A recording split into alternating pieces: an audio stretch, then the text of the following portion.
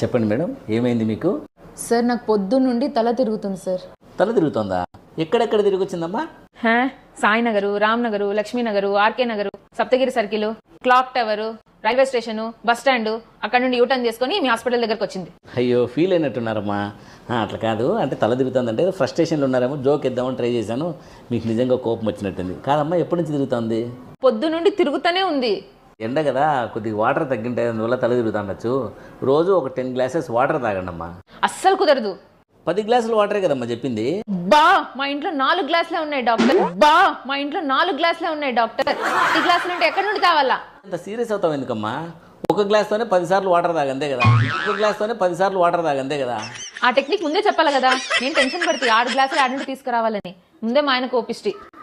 ఇలా తల తిరిగే పేషెంట్తో జోకులు వేస్తే పాపం ఫ్రస్ట్రేషన్ ఫీల్ అవుతారు అనుకుంటా.